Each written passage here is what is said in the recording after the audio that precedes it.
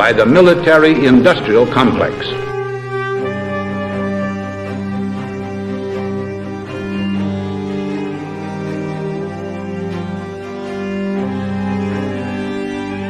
It could be seen to move violently forward, violently forward, violently forward. I'm just a patsy. Let's win there. I have a dream.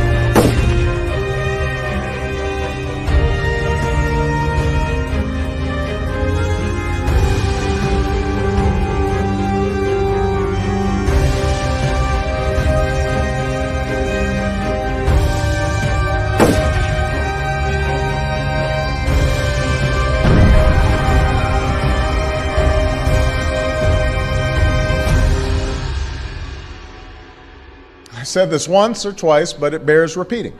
If you like your current insurance, you will keep your current insurance. You think about the Army and the Navy and the missions they run to protect the world, they run on SAP. Well, you have done a really spectacular job. I guess pretty much everybody at this table is your customer, so Exactly. that's not so bad. Exactly. I want to congratulate Thank you, Mr. President. Thank you.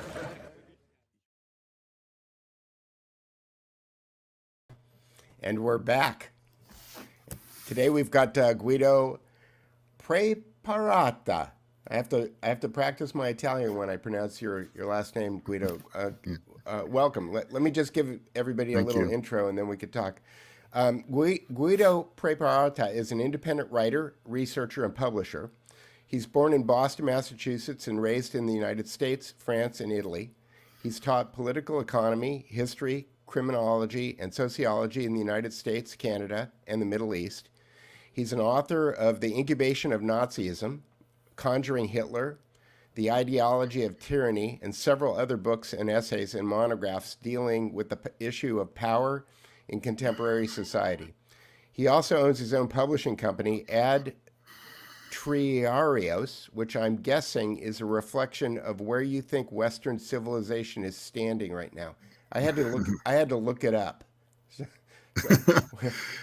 Well, welcome, Guido. So, what is? Thank you. Do I have it right? Ad Triarios is like send in the guard. It's Yes, it comes from an expression in I think in Livy, Triarios redire, which means when the battle got gnarly and it couldn't be solved, the troops would make would open up to let the third file, which were experienced butchers, to come in and solve the fight. Now, of course, I'm sublimating this, as in we're the third liners, but in a spiritual way. Yeah. It's also, I think, what happened with Napoleon at the Battle of Waterloo. At the end, he committed the guard, which is the Imperial Guard was were kind of like the shock troops that he didn't usually deploy. Right. Exactly. So yeah, I like to think of us as the third liners of this battle, which is very gnarly and kind of seems hard to win. Yeah, it is gnarly. I got to tell you, though, I was tremendously disappointed to find out after I had discovered your books and really became a big fan. I mean, I've got, let me see, 1, 2, 3. I have at least 4 here. Wonderful, thank you. No, you're a great writer, and your insight is fantastic. But you lived in Woodland Hills. You lived a couple of miles from me. You live near where I grew up. And I know. Do you know where Edna Street is? I do, yeah. Yeah, I do. And did you tell me that you were working for LAUSD? I was. And what were you doing? What were you doing there? I was teaching math at Hollywood High. Okay. Oh, at Hollywood High. Oh my goodness. I think my mother went. Did my mother go to Hollywood? No, she went to Hamilton. Anyway, Hamilton. Okay, yeah. So for people who are watching, it's kind of like having Ernest Hemingway teaching math for you. So it's like, you're too generous, aren't you? I don't know. I think that your students are probably when they find out when they get to a point where they find out the quality of the stuff that you are writing, that they'll feel very special. All right. Well, that's very kind. Thank you. But anyway, so before we dive into Conjuring Hitler too much, and we could kind of use that as a taking off point. What I really wanted to do today was kind of introduce people to your work, because I think what you do is really important, and the thing that that makes it important is that you take kind of hidden history and you make it very accessible. And the thing that I really liked about Conjuring Hitler, I'm sorry, about the incubation. I've had Conjuring Hitler sitting. I have a pile right here. I just grabbed it off my pile, and it's been sitting on the top of my pile for like a year now. I found out about the book.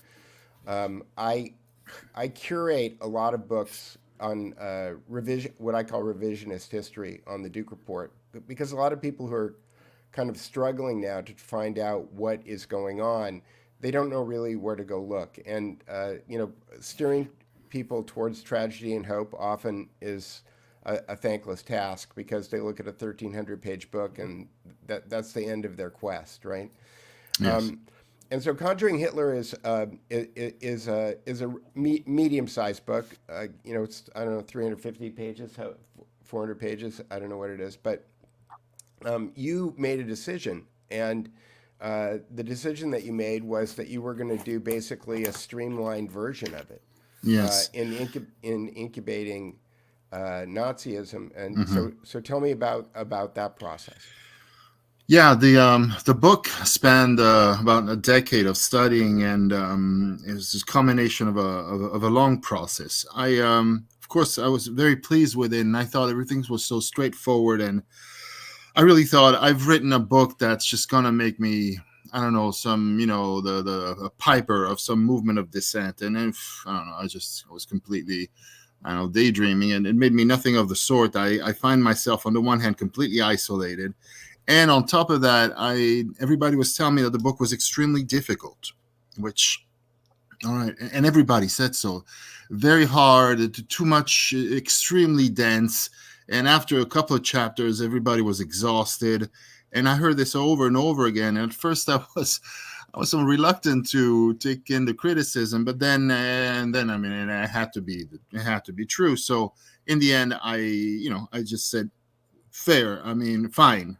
I really want the message to get out, so I'm just going to write a shortened version, which, and in the end, I realized everybody was right. It is very dense, and not everybody is up for that kind of plowing. And so there was. I did this thing called Incubation of Nazism, and yeah, it's. I think people have responded well. It's readers have responded well, and it was a good idea to do so. Yeah, it's I think that we're in a kind of a reading disabled state right now. Alan, when the Warren Commission came out, there were a few damning things that were left into the Warren Commission findings, and somebody asked Alan Dulles, "Aren't you afraid that somebody will read these things?" And he said, "I'm not afraid, because most Americans don't read." And and that was in 64 or 65, and I think that it's probably 10 times worse now. My wife and I make a point of reading to each other. We actually read Incubation of Nazism out loud to each other. We do that kind of as a discipline every morning, because if you don't keep it up, then you can lose it. I agree. And most people are too busy. I mean, and it's a luxury. It's just a luxury. And most well-meaning and perfectly educated and good folks, it's just that they don't have the time. I mean, especially these times. I mean, everybody is concerned with just surviving. And so reading is, as I said, is tremendous luxury. Right. So let's. I also noticed. I just have some notes here that as a publisher, your books take inspiration from. To me, they take inspiration from early American pamphleteers in terms of their format. I think that I got turned on to you. Like I said, I had Conjuring Hitler sitting on a pile, but I got reintroduced to you because you wrote the afterword in Sean Stone's New World Order book, which is an interesting book because it's not really a book. It's really kind of like 3 long essays. And I thought that it was funny because I was Richard Grove's foreword, which is great, by the way. His foreword in that book is great, and I kind of felt like Richard was trying to squeeze everything that he really wanted to say or felt like Sean should have said in his essay in the foreword of the book. So it's the only foreword I've ever read that has a bibliography. But the point that I was going to make is that it really seems to be like 3 essays, and in this kind of TikTok generation that we're in right now, it seems like that's what people are up for. But the American Revolution happened because of pamphlets, so so maybe we're heading in the right direction. I think so. Okay, so here's my first question about incubation. You have presented a very compelling timeline and narrative which argues that the conflicts of the 20th century are in fact part of a continuous march of the British and then the Anglo-American Empire, which uses pauses in conflicts to reorganize popular perceptions, engage in legal wrangling, and plan financial warfare before moving on to the next phase. This is quite a different way from the way that most people understand official history. Could you explain why understanding them changes how we see world events today? Well, I mean, I guess the main problem that I had when I was teaching in the U.S. is that you just can't. The story of Hitler is a defining what I call mythography. I think that we are like our societies are like termitaries. They're ant heaps, and governed by a caste of parasites, very creative ones, not just idle creatures. And these creatures govern, and I've been corrected by colleagues of mine that say you insist too much on imperialism, this and that. You have to remember that Anglo-America rules also as a form of hegemony, and people like what they see. And this is true. It is not just power exerted through violence, also, but not only. There's also a great deal of appeal and suggestion, and we're talking about psychological suggestion. And that's the other dimension of power. I mean, and it's a lot more cost effective and efficient to convince people that they are in a good place. And hence all this emphasis on freedom.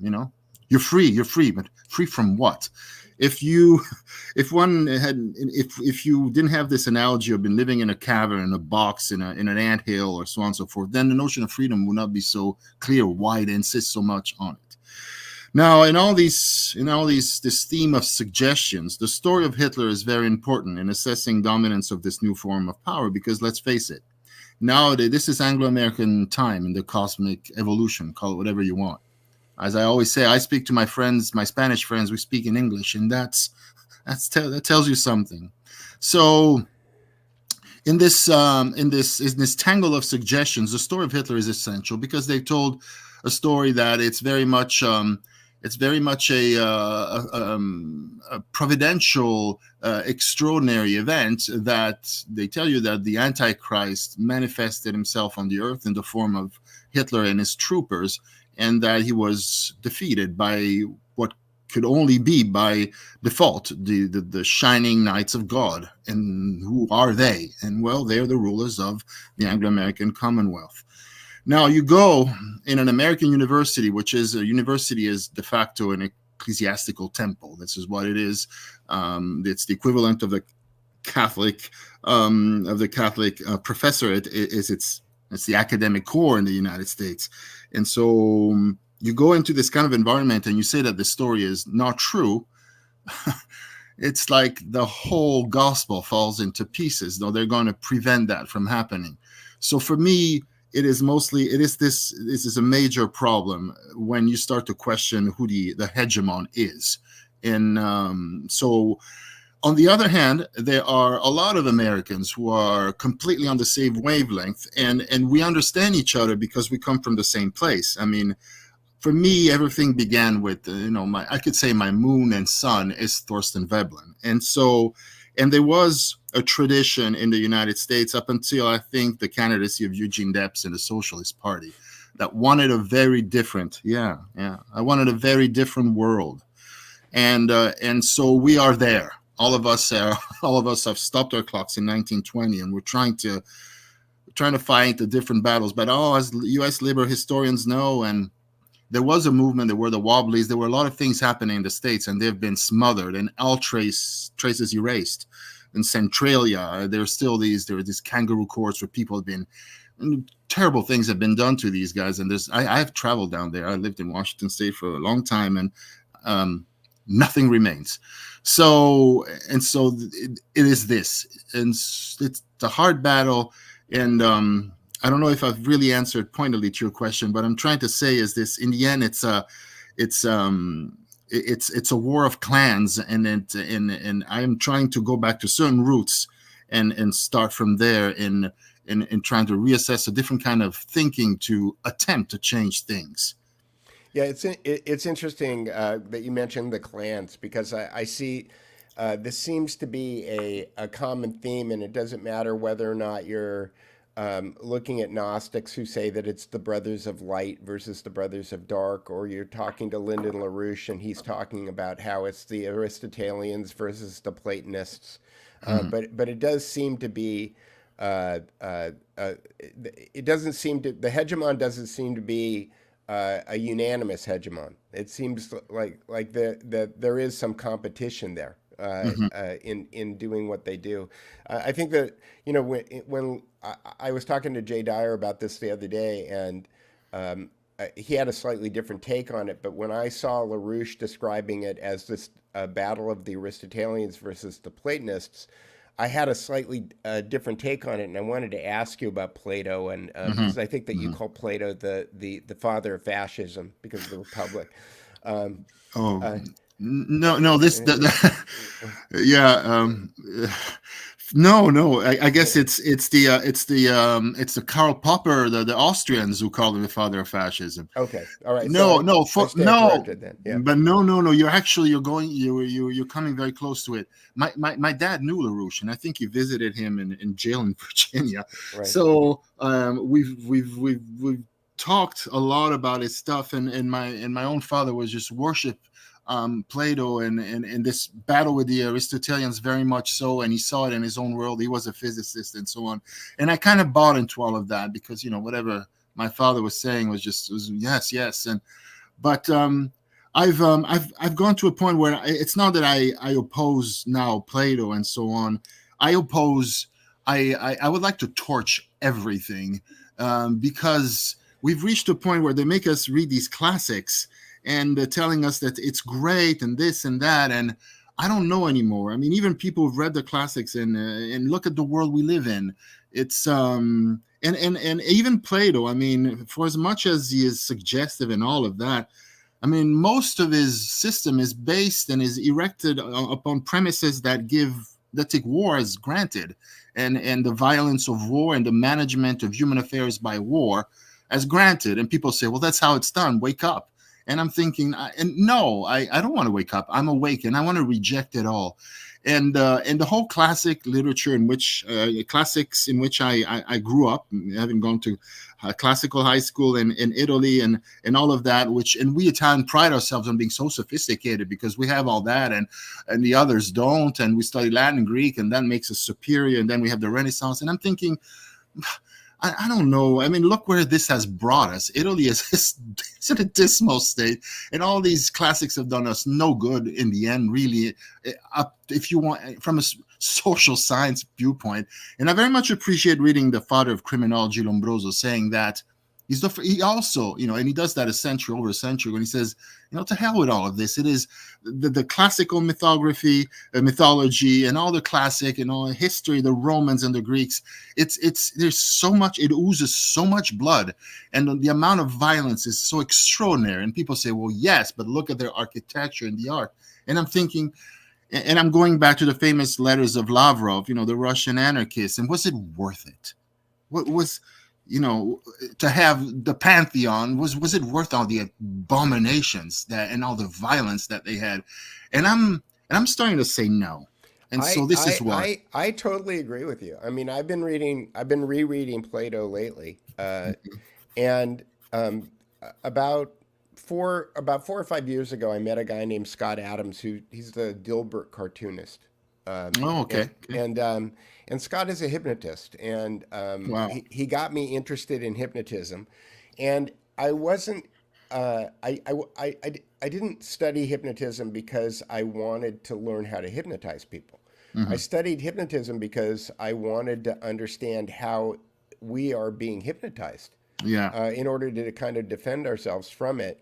And neurolinguistic programming is a program that was created by the Defense Intelligence Agency because they wanted to be able to teach people how to hypnotize people quickly without sending them to 7 years of medical school to become a psychiatrist, to become a Freudian therapist in order to study how to induce people. And so it's all based on linguistics. And I find it very interesting. Just recently, I discovered that Frederick Engels was very into linguistics, and so this brings me to my rereading of Plato, and that is most of the dialogues are based on dichotomies. That are stacking on top of each other. So Plato asks Glaucon an either-or question, which leads to another either-or question, which leads to another either-or question. And because I kind of filter things linguistically now, I look at the way that the words are constructed and I see the patterns. I see, well, this is just persuasion, like the way that this is put together. This is like a Tony Robbins kind of approach to getting people to believe stuff. And to your point about having them held up as classics, I'm reading all of these things in a very kind of linguistic way, looking at the persuasion architecture of these things, and I ask myself the question: well, is this a real argument? Or is this really just kind of building towards a case? And what you're doing is that you're using a psychological warfare technique in order to get people to believe it. And so, at a certain point, I'm writing my own book right now. I started working on it 2 years ago, and I kind of took a sidebar doing a little exercise with ChatGPT and published this thing a couple of weeks ago called "Stealth Power and the Delusion of." And the illusion of democracy. But my basic thesis at this point is that if you're an antediluvian survivor, if there was a flood and you've come into this world with knowledge but nothing else, the two pieces of technology that you may have with you as a thinking and rational human are the knowledge of the magic of words, and then the magic of money. And what I mean by that is that, with few exceptions, natural law being one, words are used to describe things that require some kind of veracity or faith in the author that whatever it is that they're writing has some semblance of truth or reality. And words seem to be the device that are used by the power elite in order to do that, because it's the most cost effective, like you said. Creating stories is the easiest and most cost effective way of controlling people. And so when I was reading the LaRouche thing, I've read it several times. I actually did reinterpret it using GPT just to make sure that I understood it. Is that it seems to me that what LaRouche is saying, and this is just my interpretation of it, is that you've the Platonists are the rational thinkers who are trying to achieve truth, or they're trying to find truth through some kind of dialogue. And that the Aristotelians, as I understand it, are using rhetoric and poetics in order to move society into a direction that they want it to go in. That is, they're very good at, empiricism notwithstanding.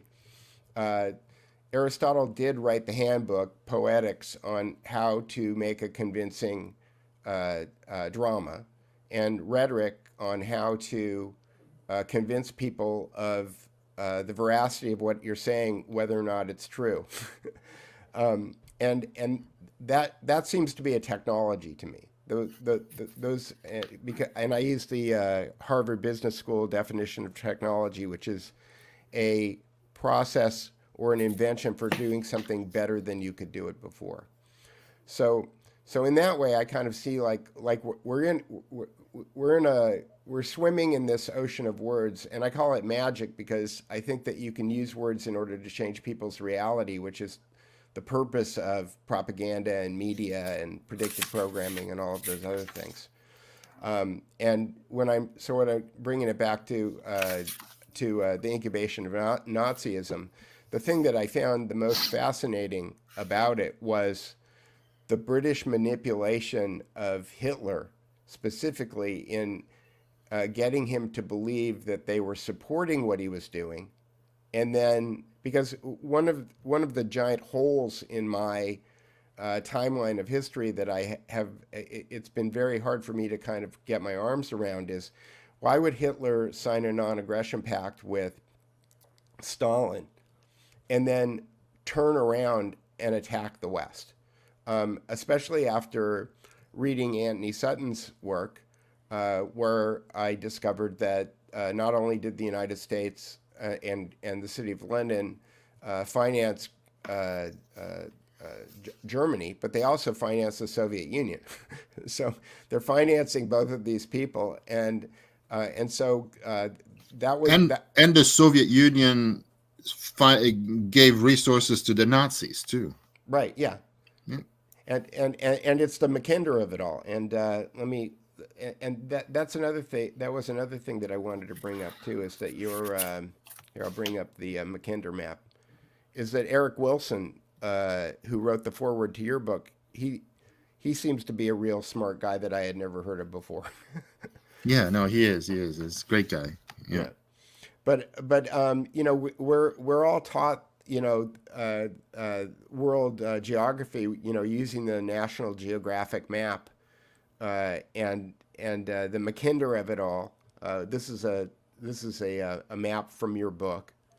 Most people don't understand this map. They don't understand the Mackinder of it all, and how it relates directly to what's going on in Ukraine and Israel right now.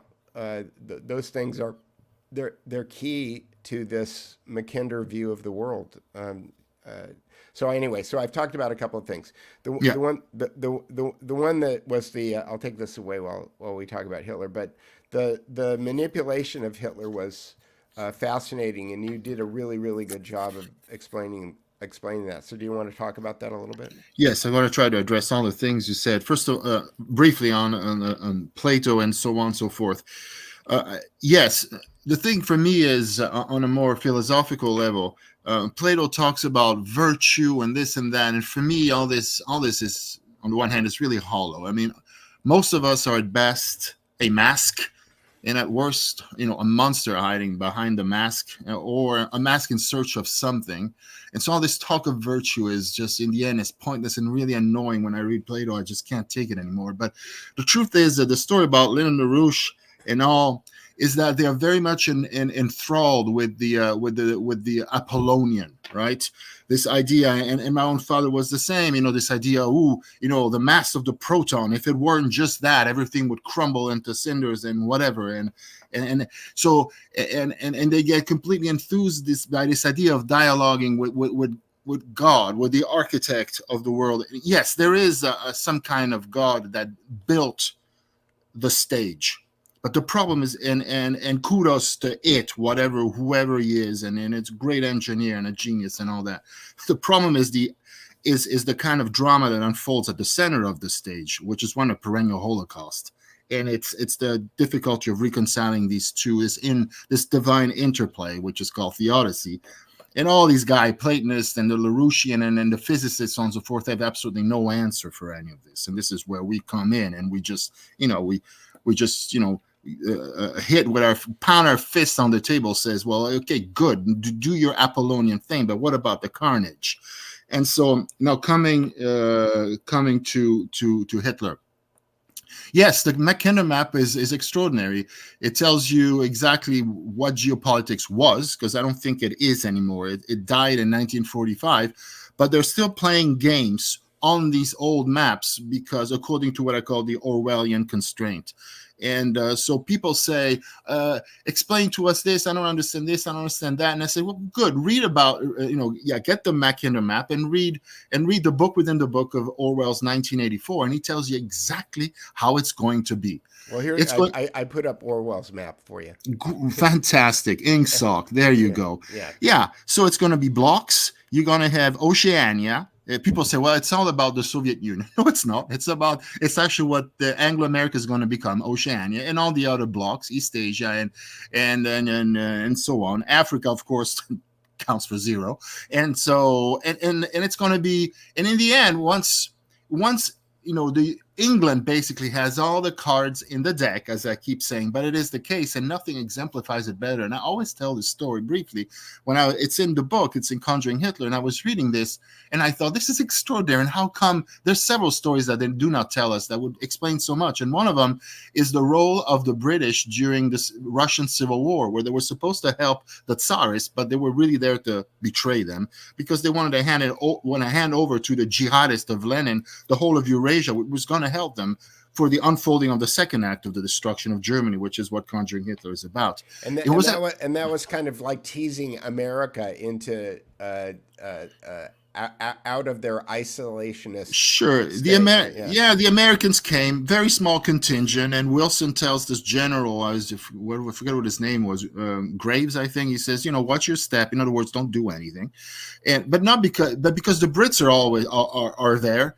And the thing that was most fascinating, the French were there, intriguing on them, just being mischievous. The Japanese were there, and this gigantic betrayal of the whites in this carnage, this hecatomb that cost, I don't know, how many million died? Five, I don't know how many. It was extraordinary.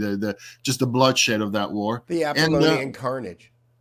Completely, and not a soul, not anybody, and least of all the Russians, would move and make a move or take a step forward before knowing and acknowledging what the Brits were doing in Russia. And you'd see these guys with just a couple of platoons, these generals, intelligence generals. Knox was the chief of that mission, he was called, just moving with this désinvolture, this nonchalance, this facility.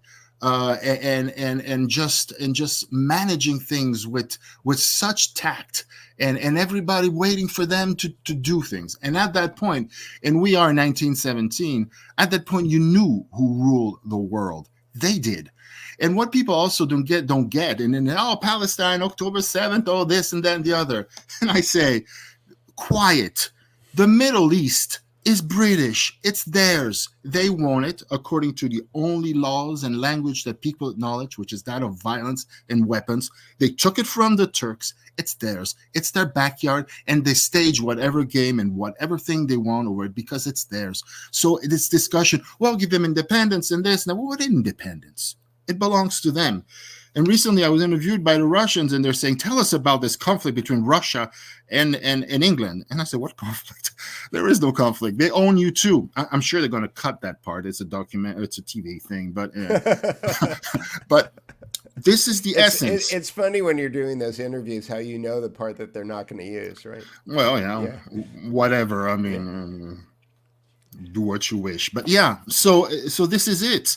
And so now these last games, Ukraine and in conjunction with Israel, I don't know. I've heard all sorts of crazy stories that they're trying to create a new Israel and Ukraine. I don't know if that's any of that is true to conjoin the two theaters of war. But what is certain is that they have to. Orwell told you, and we know Orwell. He was close to the services. These things have been told to him how they do it.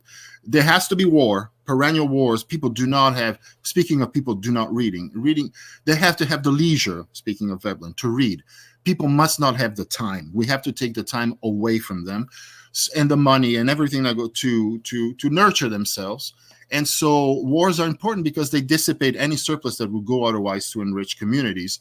And so they're going to engineer them all the time according to their certain directives of the moment. We will understand them better as time unfolds. I was able to put together a thesis for what 9/11 was. It took me a while, but then you understand that what that Orwellian game was for, and we can talk about that another time. But anyway, so yeah, so once you know this, that's not the ideology of tyranny. It's Phantasmagoria. Phantasmagoria is right. The 9/11 book. And they're going to have new Vietnams. Just wait. Taiwan is prime for that. And who knows? Maybe next time they will have a Gulf of Tonkin event in Burma and start another one over there, courtesy of China, who enabled all these games to be played as well. So this is how it is. People have not realized how true and scary the Orwellian scenario is, but it's right. we're living it. So yeah, and they get sucked into these vortexes, like and that was one thing about LaRouche that I did like about his essay is the idea that we talk about the global Zionist conspiracy or the global communist conspiracy, and these things are all kind of like legs of the same octopus. They're different intelligence programs that are going on, but it's all kind of the same beast. And so you can get hung up on radical Islamic terrorism, but unless you follow it back to its root and understand that these things are all emanating from the same place, that yes. that you're going to get sucked into one of these wormholes, where my friend Stu Peters is always kind of beating a drum that it's the Jews, and it's like go higher. Stu, go higher. It is not. It's as we said, Jerusalem was conquered by the Brits, and it's them. And what people have to realize is that it's all theatrics. I went as a Fulbright scholar to the Middle East to understand what was going on, and just realize that there is no Middle East, as I was saying before. It's just a bunch of poor countries, very much on the defensive, especially culturally, especially religiously. They made it all up. But in Phantasmagoria, I explain where it comes from. 9/11 was a remake of a movie that had been played out in Algeria in the decade before. It's astonishing. That story is incredible. But if people understand that this is it's all fake. It's like Capricorn 1. It's all studio. But people die, of course, like snuff movies. Yeah, people die, right? People die, but it's a movie nevertheless. Yeah. And it is 9/11 was a 20-year-long TV series, and with some seasons better than others. But that's what it is. Yeah. No. It is. Yeah, well, we on this channel, I do shows with a guy named George Webb who coined the phrase "a school play," and it's a school play where people get killed, but it's not more complicated than that. But Orwell told you that war is peace. We need to do this. So right, yeah, they it was I can't remember who it was. Edward Bernays, I guess, changed the name of the Department of War to the Defense Department. Oh, is that him? Yeah. The Defense Department has killed more people than the War Department. Yeah. Because they're trying to protect us. They're trying to make the world safe for democracy, which is another kind of like school play, right? Democracies. My wife. I met my wife on the steps of the Capitol. I was the official photographer for Stop the Steal. And so I was in Washington D.C. on January 6th, And I met my wife on the steps of the Capitol, and we were both asking each other the same question, which is, what the hell is going on here? And I've often, whenever I've traveled to Washington, D.C., thought of it as an elaborate Broadway show set. Of course. Because it's made for TV. Like, the whole place is just made for TV. And, yeah. They're masters at this. I mean, yeah. And so the idea that elections are there in order to provide social proof for the people who are the politicians who are selected and installed into office to give us a feeling of agency, to make us believe that we're actually in control of what's going on. When certainly. When in reality that's just not the case. No, we're spectators, and let me see. We talked about Mackinder, and you mentioned this earlier. So, and I'm glad that I read this question down. I said one of the central themes in the book is Veblen's prophecy. Can you talk about that and what Veblen got right and why? Yeah. Greatest thinker, greatest social thinker of the modern era. I mean, for me, when I read him while I was a student, it was just one of those things. And finally, a book that meant something.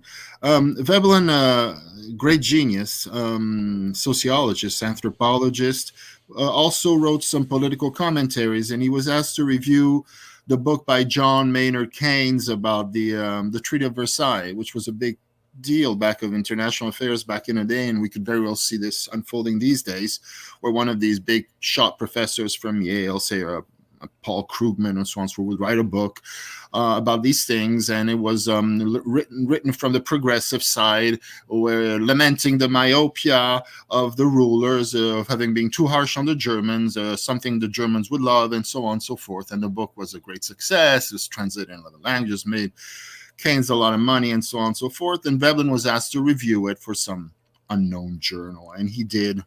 He wrote this review. Nobody's read it. Nobody gave a damn about it, and you'll find it in its collected essays. And one of these things about who loves Veblen, eventually he or she will stumble upon it, but that's pretty much it. And so not even people who know Veblen read this thing. But I did read it, and you read it and you put it in your book, and so all of I read it. Not only did I read it, and I said this is the most beautiful piece of political economy that's ever been written. It's like 4 pages long, and it's it's like people say, well, I go into this room and appreciate this great painting. It's a masterpiece, and likewise, I say, you want to read good political economy, well, then read this review. It's not even. It's like, as I said, 5 pages. It's extraordinary, and he says. Keynes was there. He was in Paris. He didn't understand a thing. He took everything at face value, and it's lamentable. And he should have known that something else was being hatched, and that these guys are not myopic. They're not stupid, and they know exactly what they're doing. And then there is a plan here, behind, if you read between the lines. And if you read between the lines, you'll see that it appears to be really castigating Germany, but it isn't castigating Germany, because if you wanted to castigate Germany, the victors should have done something basic. They should have sequestered all the financial wealth of the elite, of the German elite, and the war loan, freeze it into some kind of trust under Allied supervision, and rebuild or whatever from there. They didn't do that, says Veblen. What could it possibly mean? It means that all these little little financial forms of harassment and payments are going to debilitate the country and foment radicalism at home for sure, while reinforcing the elite, which hasn't been touched, to bring back a revanchist movement to deploy against Bolshevik Russia. He writes this in 1920, exactly 20 years before the Germans invade Belarus in June of 41. And I read this thing and I thought, heavens, I mean, I've never heard of this. It's like it screams to the heavens. And Why? I mean, and then this is Veblen. It's not like some kind of nincompoop. It's a famous name, more or less. Everybody, because when in academia, so you say Veblen, and they go, yeah, but they never read it anyway. So, Veblen, yeah, and so there, and I said, it's not conspiracy theory. I say to Americans, this is one of yours. Well, I mean, he's Norwegian American, but still, he wrote this. It's there. Not a conspiracy theory. He saw it, and then I built a book pretty much around a few things, and this is one of them.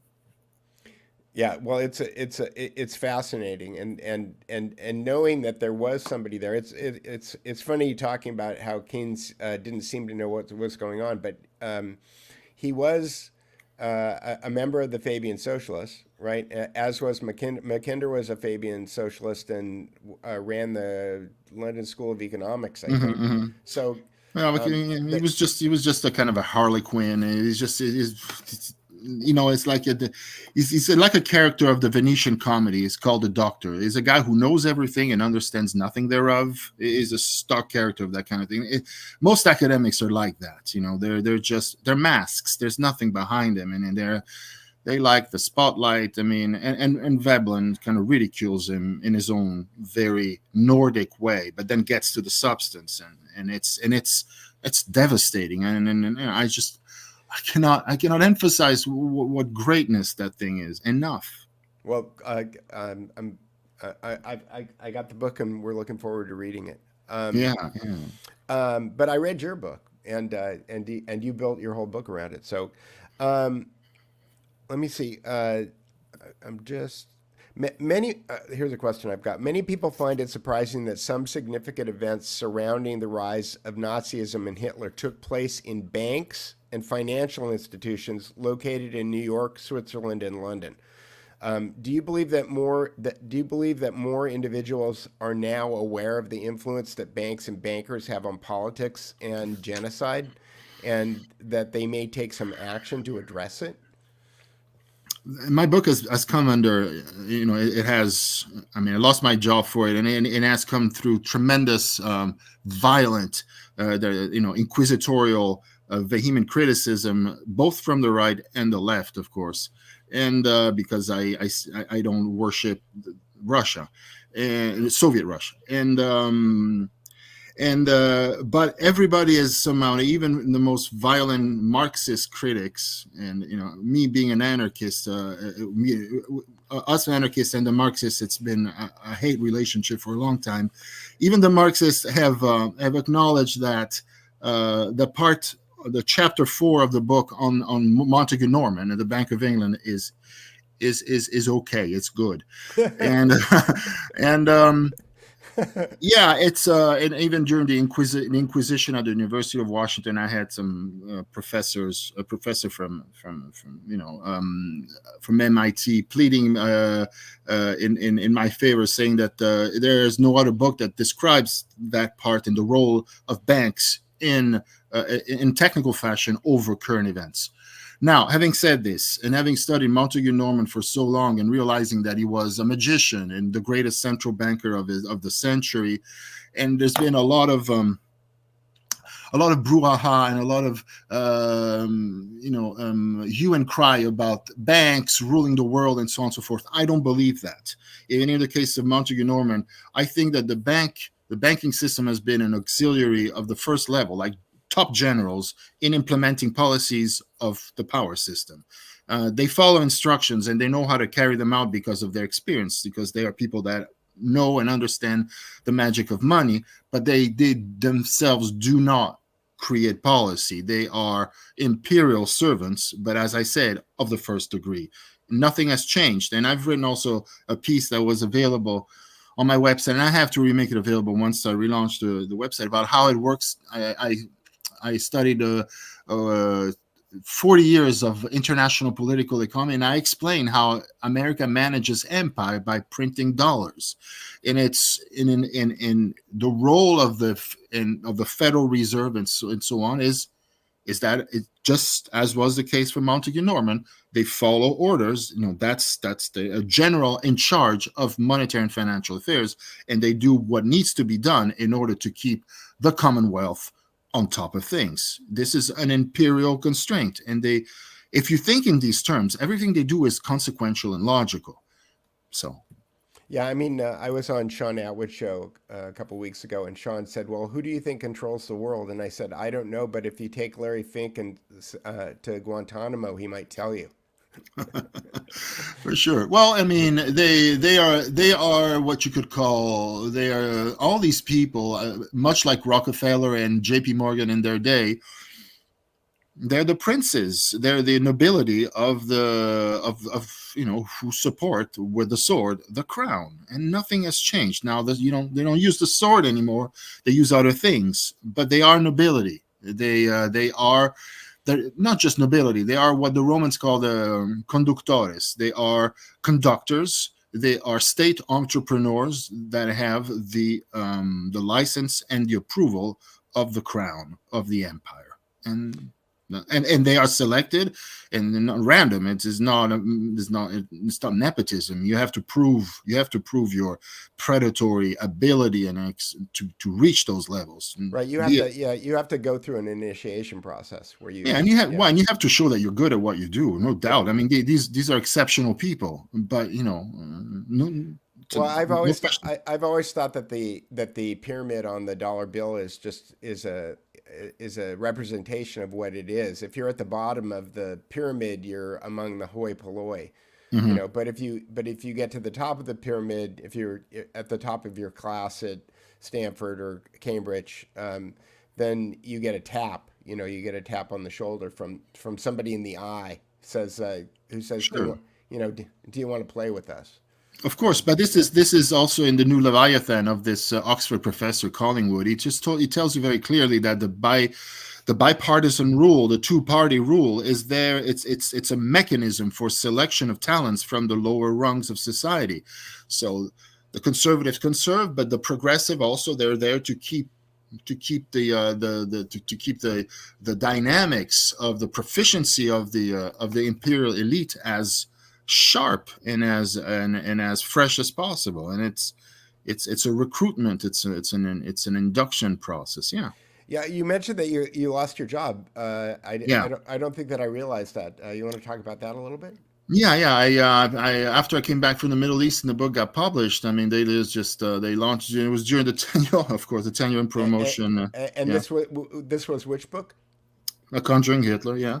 And they said the book was a disgrace, the usual thing. That it was conspiracy. The first thing they tried is they said you're an anti-Semite. I was stupid enough to quote in my book a couple of historians, David Irving and others, right, for facts of military history that had nothing to do with Auschwitz.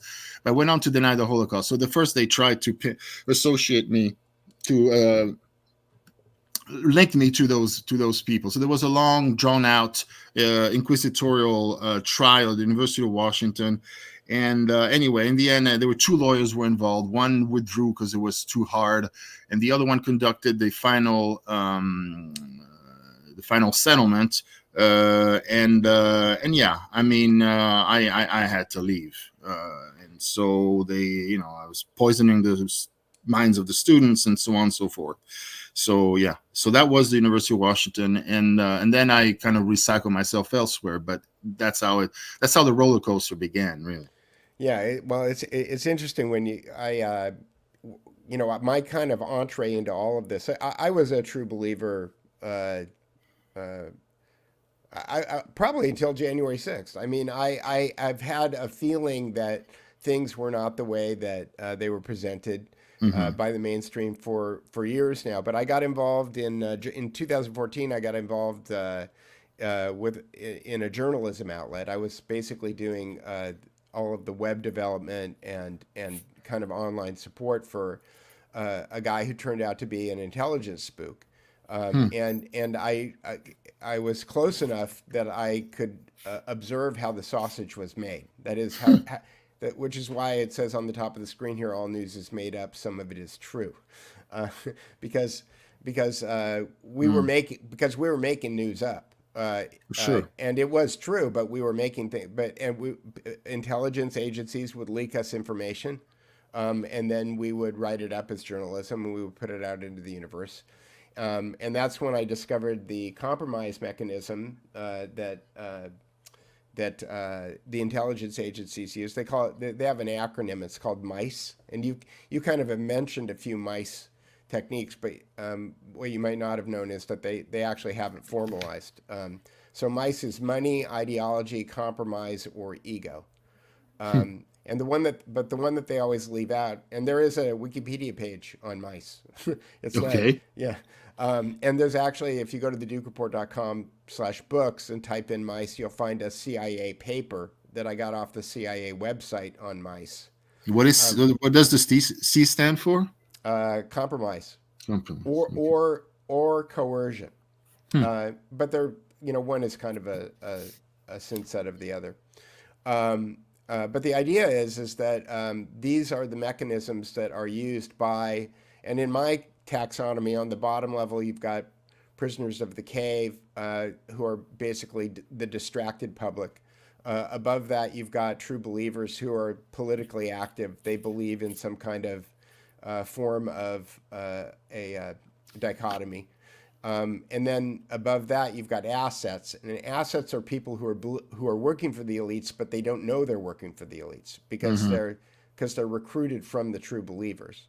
And then on top of the assets, you've got handlers, and the handlers know that they're working. Henry Kissinger, Edward Mandelhouse, they know who they're working for. Like you said, the princes know who they're working for. Yeah. But this is the mechanism. This is the power structure, and then they use this mice. I'm struggling for words. They use the rationale. They use the mice rationale in order to manage the assets and the true believers in order to get them to move in the direction that they want them to go in. So it's fairly tight, but once you realize that these are, as my partner said to me one day, it's interesting that you can't get rid of a politician on policy, but if you catch him sleeping with the wrong person or saying the wrong thing, you can get rid of them. He said, Yeah. It's kind of crazy. Yeah. And you mentioned the word. I get hung up on words. But what I was going to tell you is that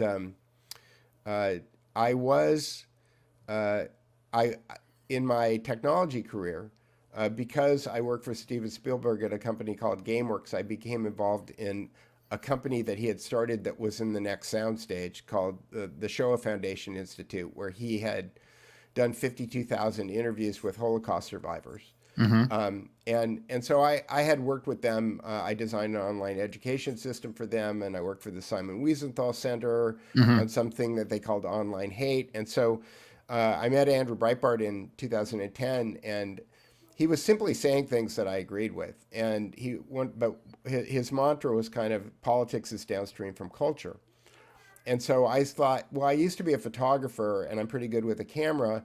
Why don't I just start taking pictures of people who are saying the things that I agree with, who I think are being portrayed badly, I mean visually, like photographs in the media. And I shot 3 or 4 photo shoots with different people, and it was so triggering to the kind of the mainstream in New York that they sent a reporter out from the New York Times magazine to basically do a hit piece on me. Why? Triggering in what sense? Well, because I was shooting pictures of people who were saying wrongthink, and I was making them look good. I was visually making them look good. So they thought that they would smear me by calling me the Annie Leibovitz of the alt-right. But the funny thing about it is that they hadn't looked at my resume, and so I became a very difficult person to attack. It's hard for them to paint me with the David Irving brush, and so I could kind of get away with it. But that said, there are certain kind of like weird things about the Shoah Foundation Institute. For example, I took a guy who it turns out was a Rockefeller. I didn't know it at the time. Over to have a tour one day because he was ready to write a big check. And one of the questions that he had for the people that were showing him around was, do you ever do interviews with the perpetrators, with the guards or any of the people that were in charge? And they said no.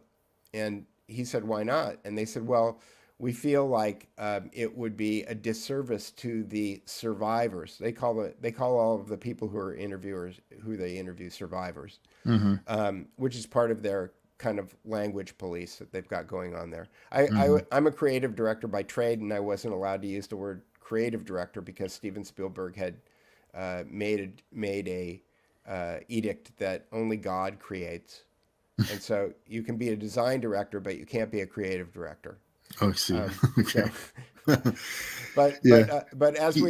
He's become very pious late in life, right? Yeah, it's just something I had to deal with. But as we were leaving, my friend told me, he said, well, the answer to that question just cost him $1 million. And I said, why is that? And he goes, well, I walked in there ready to write them a check for $1 million because at that time there was no YouTube. And they were doing all of this technology with streaming media over the internet. So he thought that would be an interesting thing to invest in because he thought that the future of education was doing what you and I are doing right now, which is that we're streaming video on the internet. And what he said to me was, he said they didn't do any interviews with the perpetrators. And I said, why is that important? And he said, well, the problem with interviewing victims is that they're not in control. And that if you want to actually do something about preventing an event like that from ever happening again, you need to know what the mindset is of the people who were in control. The people who are not in control are of little interest to me because they're just the victims. And I'm sorry that they were victims, and it's bad what happened to them. But you're never going to be able to prevent that from happening again if you don't interview the people who are in control. And so that was his methodology. So there's a few things like that I ran into when I was there that made me start to question things. I read the Bible every morning with my wife, and the word Holocaust is in the Bible hundreds of times, and it's a burnt offering.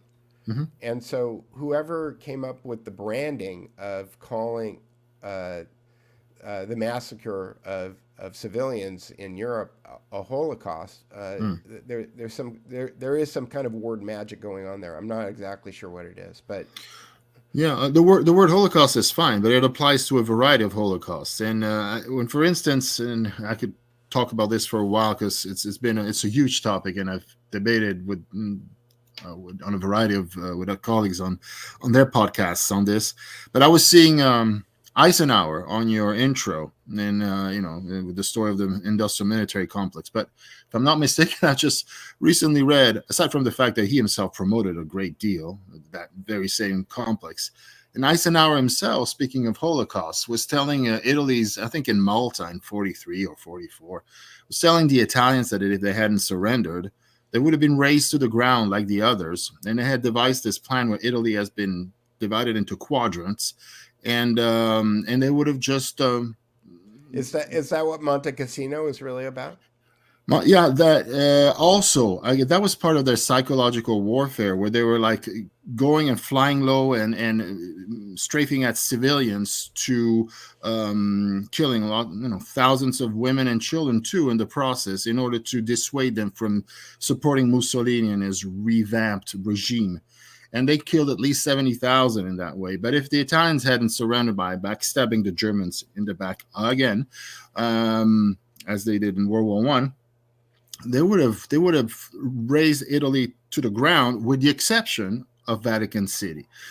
And so I always smirk with somewhat with bitterness of the story of Holocausts. I mean, it is an ongoing Holocaust, and also the reason why they never stop with the story of these gas chambers, because if you've noticed, if one were to say, no, the persecution was horrible, considering that Germany was the most advanced city in the West, culture in the West. The arts and science of the Germans were top. And should have been the spiritual leaders of the West, and they did what they did. The persecution was that what it was. But if you question the 6 million, and if you question the gas chambers, it's not going to fly. Actually, they don't care if you acknowledge that there was persecution, or if you say, well, no, according to the numbers, it should be more closer to 200,000 or whatever. They will not have that. Actually, they don't even care about any of this. They don't even care about how many were killed via gunfire. They want the gas chambers. And the reason why they want the gas chambers is because they don't want to talk about Hiroshima. Well, I have a different theory about that, which is that they don't want to talk about the gas chambers because they were doing bioweapons experiments, and they were using the gas to take care of the biohazard waste that they had. And I think that, all of the things that all of the bioweapons that we're being exposed to right now, I mean, again, it's part of my intro with the Nazis not really being defeated in World War II, but just the best of them being tapped by, Allen Dulles and the like, and being brought over to South America or the United States in order to continue doing their work. And my guess about what was going on is that there were many, many people who were killed in these camps, but they were being killed using bioweapons, and that the gas, because the gas is a disinfectant, that the gas was being used as a way to keep whatever the bioweapons were that they were deploying from spreading outside of the areas that they were creating. I've never heard this. Okay. Why do we put that up? I don't know why we put that up. It's our you haven't heard it because it's George Webb and Peter Duke. It's our theory, and but again, one of the things that I try to do on this channel is George's his motto is it's all in the metadata, and what he means by that is that you can look at the story that you've been told about something, or you can look at what all the actual evidence is about what happened, and then you can kind of recreate your own narrative. And with the amount of money and time and energy that has been put into biological and chemical warfare by the people, I.G. Farben, who famously ran a whole camp at Auschwitz. The claim is that they were making Buna, which was synthetic rubber.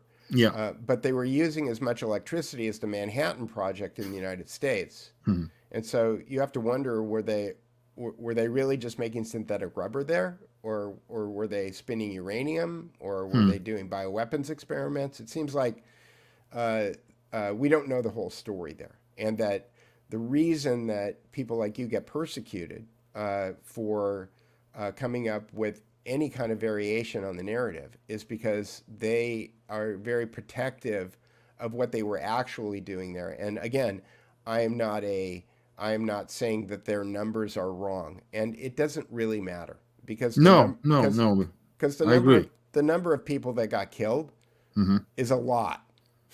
Sure. And it's too many. No, but I agree. But in my book I don't deal with that at all, as you know. It's have nothing to do with what I was discussing. But there's a ferocious insistence on the gas chambers. That's all they want. That's all they want to talk about. Yeah. And it's curious. Yeah, it is. It's metadata, right? Yeah. So I heard you complaining on a podcast about your book, The Ideology of Tyranny and Macmillan.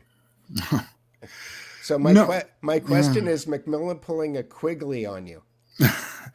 It's funny you mentioned.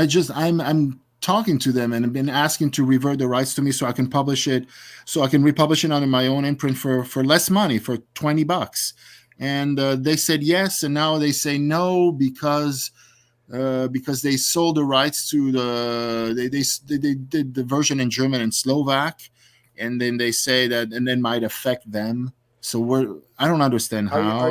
Are you familiar with the interview with Carol Quigley and Rudy Maxa from the Washington Post? No. Okay. No. Well, I've been working on a video about that for about 3 weeks now, so I've listened to the interview about 100 times.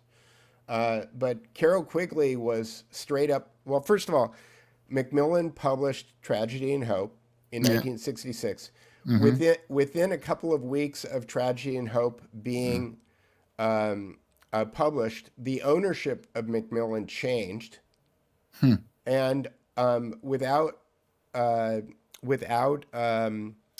Quigley's knowledge, all of the plates were destroyed for his book. He had the rights to reclaim the plates in case that there was going to be another printing. They lied to him about it for 20 years. People were trying to order the book for decades, and Macmillan told him that it never sold more than 2,000 copies, so it would never go into another reprinting, which created a black market for the book. Yeah. And his students at Georgetown actually turned him on to the black market. He found that his book was bootleg versions of his book were for sale in the local college bookstore in Georgetown. And when the editor-in-chief of Macmillan started to question why certain things were happening, he jumped out of his 9th floor window of his apartment in Manhattan. Who did? The editor-in-chief of Macmillan. Oh. I'm surprised that they actually could get it to be published at all, if such was the tension around it. Why didn't they catch it sooner? Well, because Peter Rittner was the name of the publisher. I think Peter Rittner thought it was an important book. And the other thing, too, is Quigley was an insider. Quigley, he was a member of the Council on Foreign Relations. And so I think that a lot of the people who read it thought that, well, if all of these people had given Quigley this information, they must have wanted it to be printed. Turns out it was all under the radar until they realized it was too dangerous. Who knows? Right, but it happened very quickly. Once the book got published, they bought the publishing company. Yeah, that's great. I don't think my book is like as that kind of power, but it would it's an important book. It explains a lot of things about all this discourse of diversity and how phenomenally successful they have been in just dividing the middle class. And maybe you can do a small version, a shorter version, an Incubation of Nazism version of that book. Not a bad Ideology of Tyranny. There's a lot about it in the Book of Jesus, for the scripting of Jesus. There are some references to that, as well. Yeah, your other book, Empire and Church, which is also the afterword of New World Order, correct? It's like yes, and with a new essay as well. Yes, with a new essay, is also very interesting in the American infiltration of the Catholic Church. I interviewed a few months ago David Wemhoff, who wrote a 2-volume set called Time Life. It's called John Courtney Maury, Time, Life, and the American Proposition. And that book goes into great detail about how the Central Intelligence Agency infiltrated using doctrinal warfare, the church, in order to kind of move them in an American direction. Yeah, certainly. It was the last deterritorialized empire that was not controlled by the Brits, and that's 1 billion souls. And that, as I wrote, that was perfectly intolerable to have that. So they had to have that as well, and now they do. Indeed. All right. Well, maybe we should wrap this up. Can you tell me more about Ad Triarios and what can we expect? Because I look at there's Encounter Books has a series that they call broadsides that are small, kind of targeted pamphlet warfare kind of books, and I look at your books and I kind of think of them the same way, and I was just wondering what your plans are for your publishing, because I think that the topics that you touch on are important, and they are things that people should be aware of. And it seems like you've made a conscious choice to kind of attack readers where they are instead of where they should be. Yes, I would like.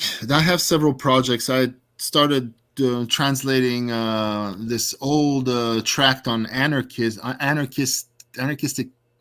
terrorists by the Lombroso, the founding father of criminology, and to write an essay accompanying that, which I think is really interesting, about the typology of terrorism and what does it tell you about the kind of these movements that form in societies that are, rickety or just going through transformations.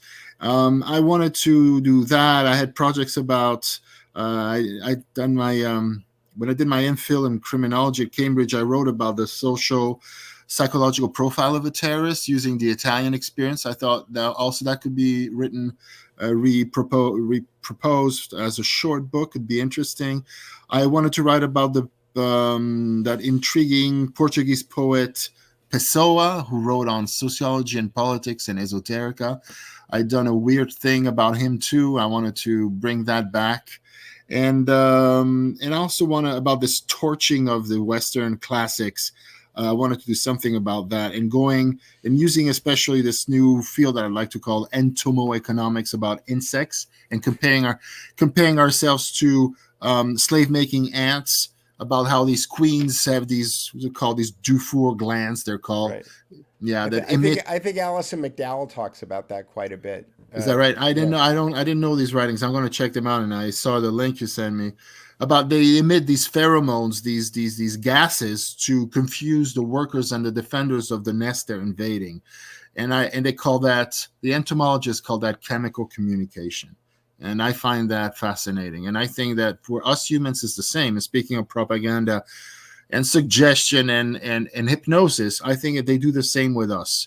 Most of what we call discourse and these thousands of books and thousands of arguments, in the end, if you strip them down to their basics, are injunctions and subliminal messages about very few things.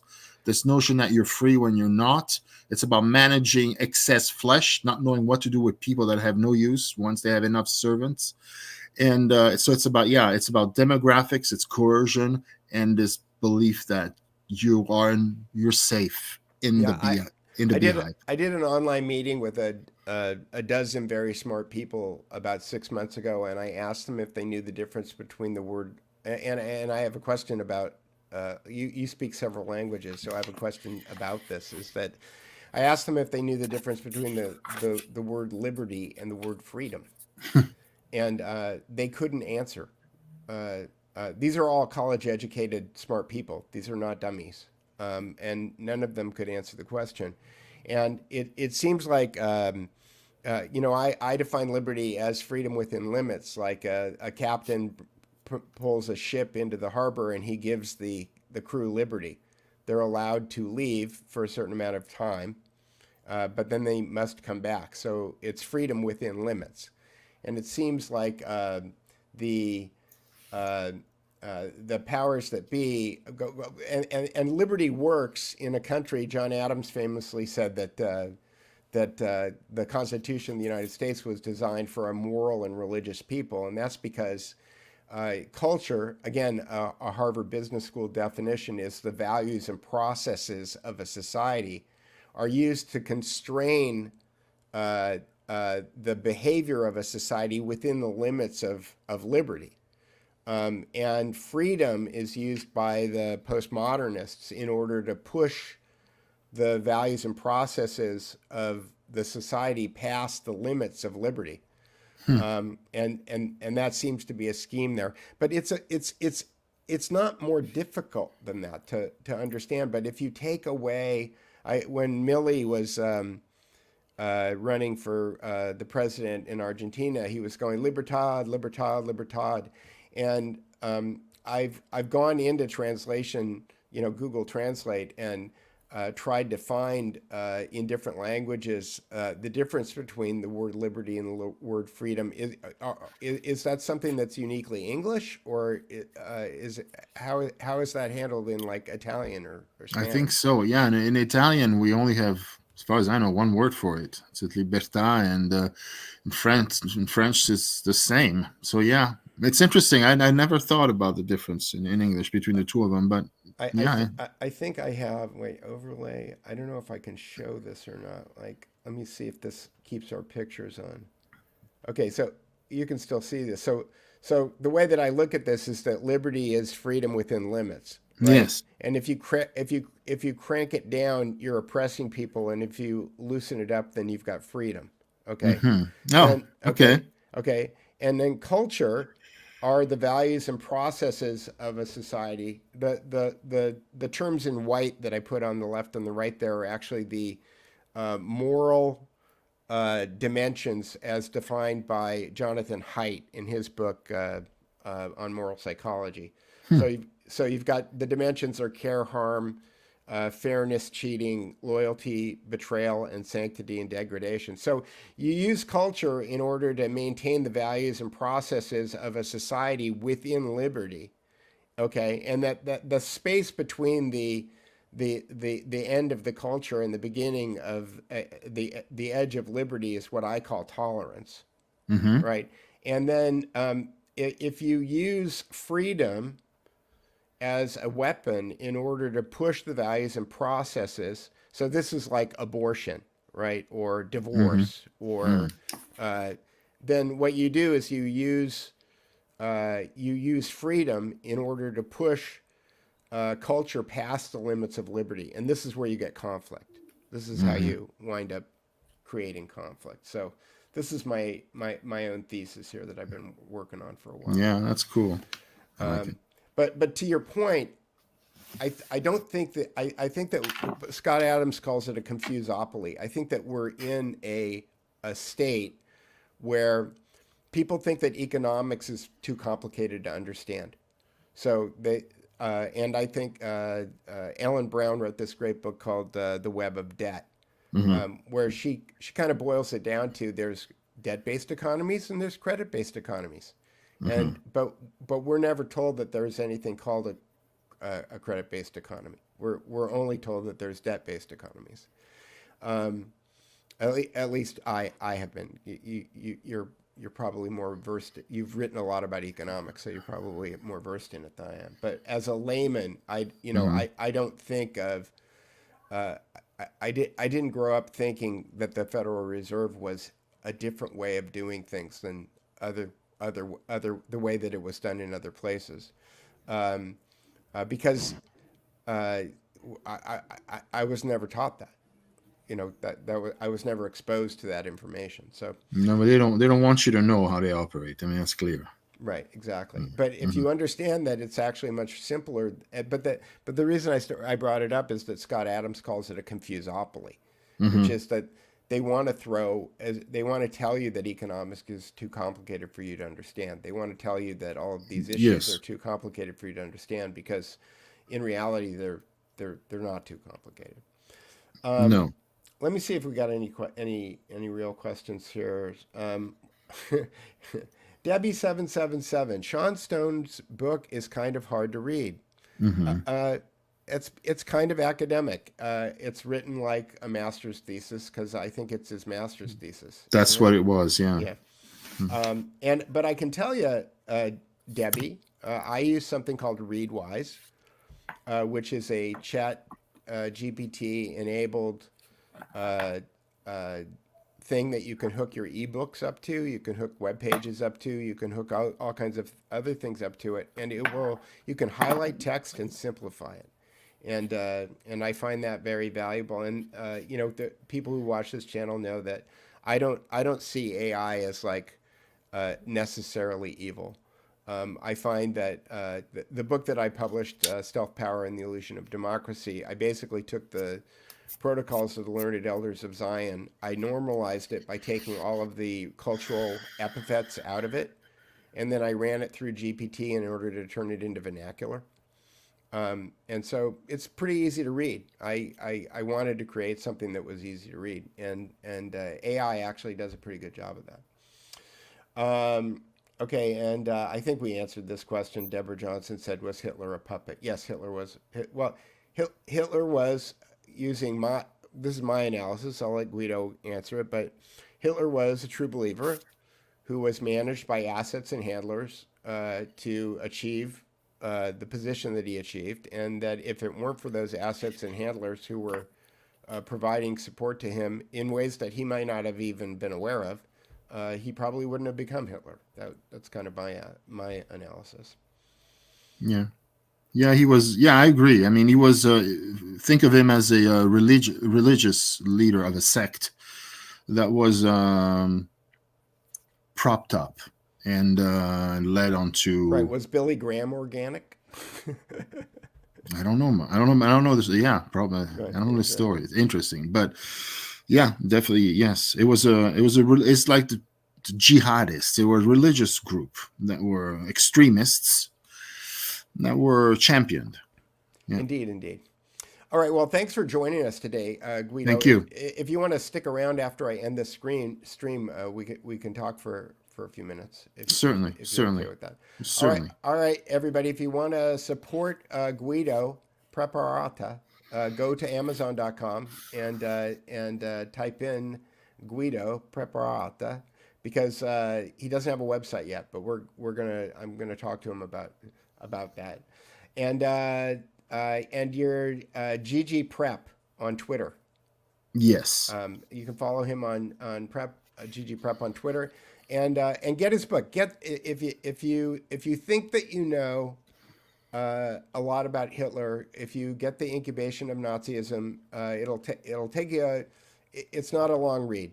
I think it's just less than 200 pages. No, it's 100 pages. It's 100 pages. Okay, and it's small. It's not a big book, but you'll learn a lot. And it's got pictures. It's got maps. Yes. Anyway, all right. Thanks everybody, and we'll see you later. I'm going to end the stream now.